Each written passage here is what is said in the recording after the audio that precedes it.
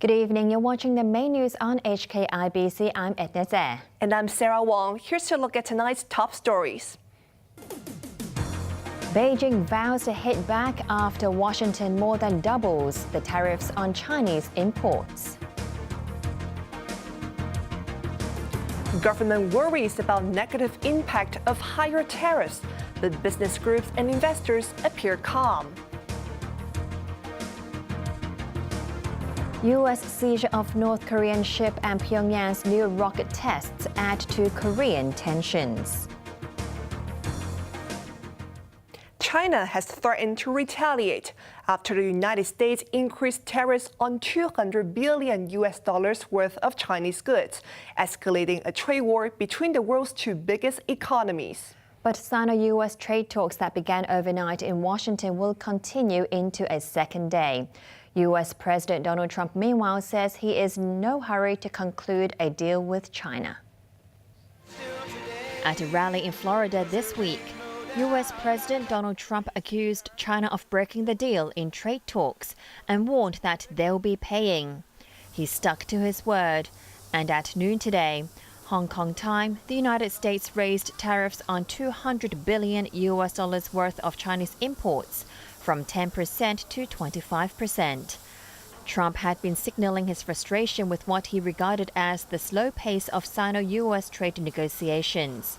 And his officials accused Beijing of backtracking on some of its trade promises, a claim China denied.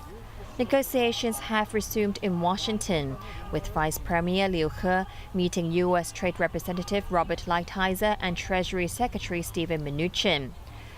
There were still smiles at the end of their first day of discussions, but 90 minutes later, the higher tariffs went into force. Beijing was quick to vow retaliation. The Ministry of Commerce issued a statement expressing regret and warned that Beijing has no choice but to take necessary countermeasures. It did not specify what action it has in mind, but the ministry urged the U.S. to meet China halfway and resolve their differences through cooperation and consultations. The sentiments were echoed by the Foreign Ministry. Spokesman Gang Shuan said he hopes China and the U.S. can work hard together, as the two sides have always maintained a close liaison through different channels. He added that a healthy and stable relation will benefit both countries.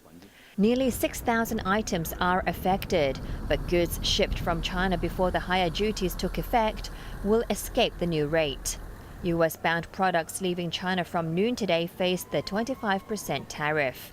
While mainland manufacturers will feel the biggest pinch, a leading shipper cautioned that U.S. firms and consumers will also be hit in the pocket. It's definitely devastating. No way manufacturers will be able to absorb additional 15%.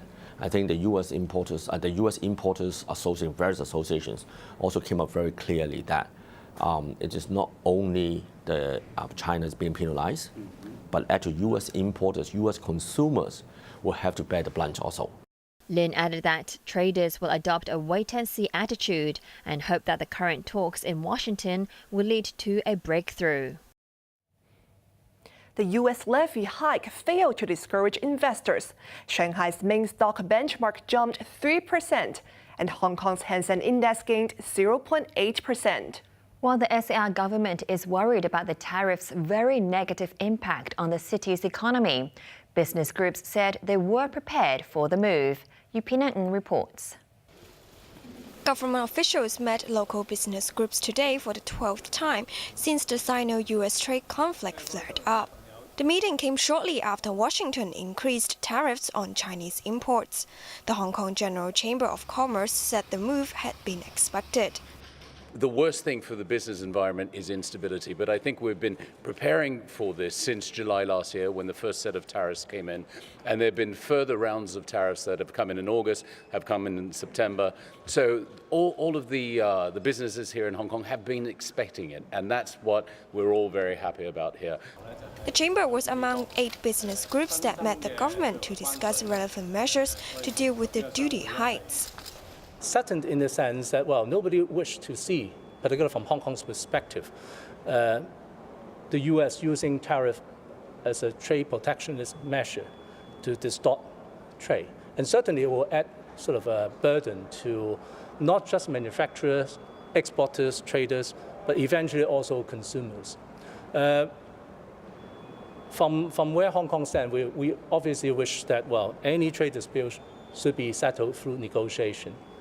Yao said the tariff hikes posed a very negative impact on trade and Hong Kong's economy. But he pointed out that the government has been rolling out a series of measures to help Hong Kong enterprises shoulder the extra costs. That includes reducing the premium of export insurance. Yu Pinam, HKIBC. There's been more opposition to the proposed amendments to the extradition law. The social welfare subsector of the Election Committee expressed its concerns in a petition to the government. Every social worker has the responsibility to promote or to safeguard human rights and social justice. So, and we all know that the definition of social justice, the definition of human rights in Western democratic countries are all embraced by our social workers in Hong Kong. But it doesn't seem that the same definition is being accepted by mainland China. All 59 subsector members signed a petition urging the government to withdraw the amendments. They are worried that Hong Kong social workers may inadvertently break mainland laws while providing services across the border. It's feared that these workers could be extradited to the mainland if the bill is passed. The group also criticized the government for not